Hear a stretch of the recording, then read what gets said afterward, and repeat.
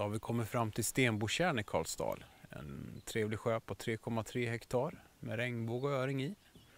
Med ganska kuperad terräng runt omkring med storsten och sånt som gör att det blir lite mysigare här. Plats nummer 1 här har vi en djuphåla snett ut till höger på 7 meter som är riktigt bra under sommaren. Med både bottenmeter och flötmeter. Och sen så rätt ut här, lite till vänster mot stenhällen, så blir det som en liten ränna. Där det kan vara väldigt taktiskt att lägga ut ett bottenmeter för att vakta upp på de fiskarna som går mellan de 2 djuphålorna som finns här i sjön. Just på den här platsen har vi också en fin brygga som är lätt att komma ut med rullstol eller dylikt. Och vi provar lite flötmeter här. Det har inte gett någonting än, men skam den som ger sig.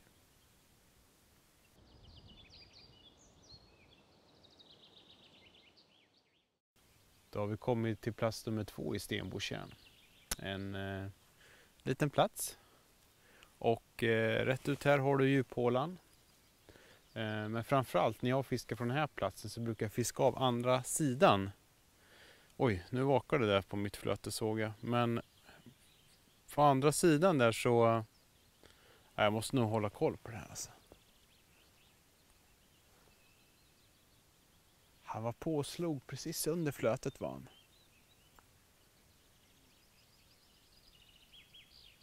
Nej. Vi ställer väl ner det där igen.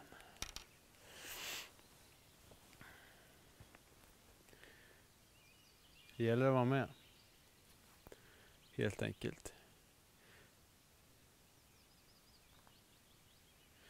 Jo, på andra sidan så brukar jag fiska av med kastdobb och fluga. Vilket är väldigt bra, för fisken går gärna längs tänkkanten. Men som det är idag då, så ligger vinden och driver ner mot den här viken. Och då är det väldigt fiffigt att kasta ut ett flöte uppåt här. Och låta det driva med ner mot den här viken här som blir lite grundare. Just här på grundkanten brukar kunna stå en hel del fisk. Och precis som vi såg här nu, då har flötet drivit några meter och ganska omgående så var det en fisk som hittade på, men han verkar inte bita ordentligt, så att vi får väl se om vi har kvar någon bete eller inte. För övrigt så lämpar det sig väldigt bra att fiska med bottenmeter här. Man behöver inte kasta det så långt ut, man kan kasta dem ganska kort. För fisken vill gärna följa de här kanterna här och det finns en hel del växtlighet på båda sidor. Framförallt uppåt vänstersidan här har vi mycket växtlighet som man går längs med och söker. Och då kan man lägga ett kort bottenmeter eller flötmeter där och utnyttja det. Och plocka fisk på fisk. Jag tror det är läge att ta upp det där flötet och se om det finns något bete kvar.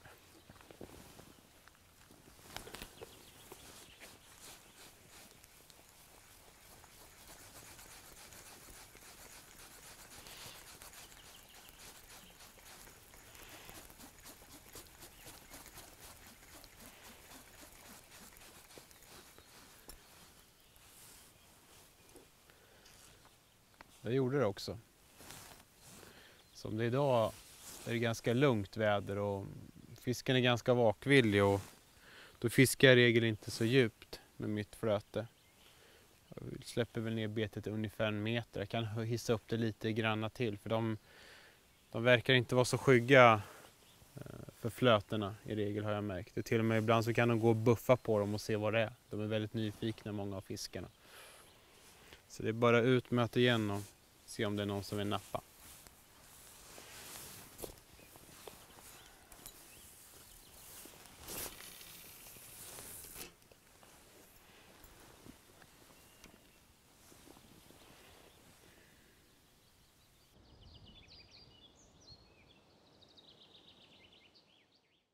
Då har vi kommit fram till plats nummer 3 i Stenbotjärn. En lite lurig plats här.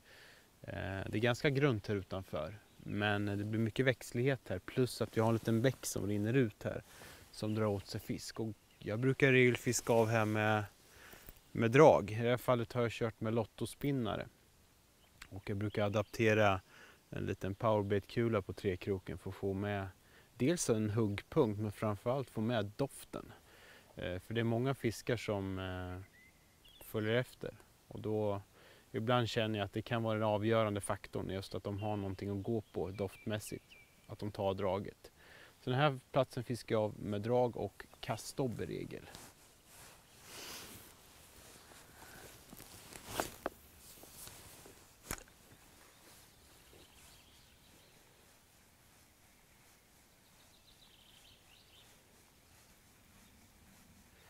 Här brukar man märka ganska fort ifall det står fisk här. Men när de står grunt och man fiskar väldigt nära dem så brukar de hoppa på betena ganska kvickt. Och nu har vi dragit några kast här och det verkar inte stå någon fisk här just idag. Vinden har inte legat på den här viken som jag hade önskat. Men vi går vidare till nästa och ser ifall det är någon fisk där. Dragfisket i Stenbotjärn kan många gånger vara riktigt, riktigt bra. Jag brukar gå på motsatta sidan till vägen och beten jag använder oftast lottospinnare. Kostar en del men de levererar bra med fisk. Några av färgerna som jag använder det är dels den där. Fått bra med regnbåge på. Men framförallt den här, färg 24. Den där. En orange med svarta prickar och guldklocka. Jag plockar grymt mycket fisk alltså. Öring och röding, regnbåge alltså. Det här är en färg som funkar generellt bra både i Karlsdal och Villingsberg. Och jag tror ju det att den syns väldigt bra. Den är visuellt synlig för dem. Tilltalar dem, de nyper den. Men visst, det finns ju vissa dagar den här färgen inte funkar alls. Men den här tycker jag, det här är en given färg i draglådan. Sen när vi fiskar de här, många kastar ut dem och fiskar in dem bara monotont. Och det funkar bra. De har en liten fin vickande gång och skeden spinner kanonfint. Men ibland kan det vara bra att knycka lite med spöt. Kanske göra någon vevstopp ifall du har efterföljare som följer med. Så att de simmar in i betet. Så när du vevar igen då kan de ta det som att betet försöker fly. Och då nyper de den. Så tänk till lite när du fiskar drag generellt.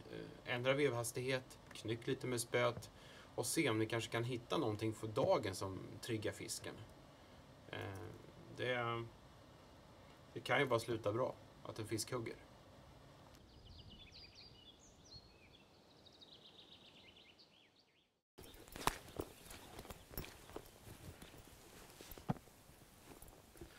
Då har vi kommit fram till plats nummer 4 i Stenbotjärn.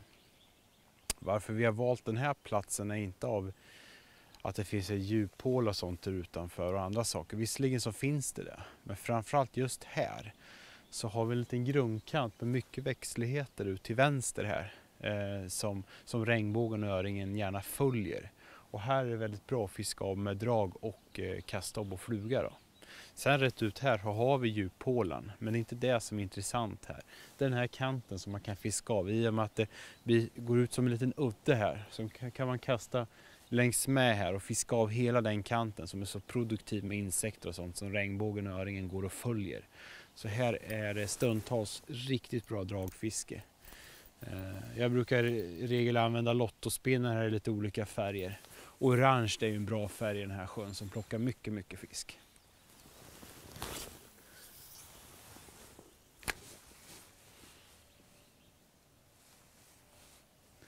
När man fiskar rätt ut här, då kan det vara smart mellanåt att släppa ner draget lite grann. Så man fiskar av vattenskikten lite. Men in till kanten här så gäller det att hålla i betet så att man inte fastnar i all bråte.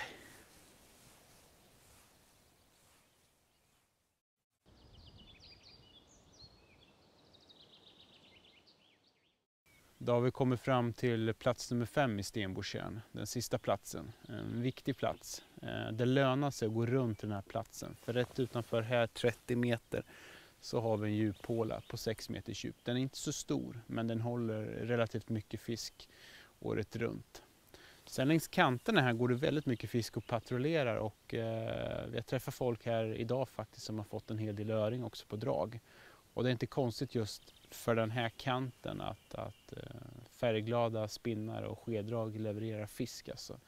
Men något som är viktigt att tänka på också, det ligger en del trän som går ut här, det sticker upp pålar och sånt. Att försöka inte fastna i dem, både med fisk och drag. Men för övrigt så en riktigt bra fin plats. Och vi drar vidare till nästa sjö.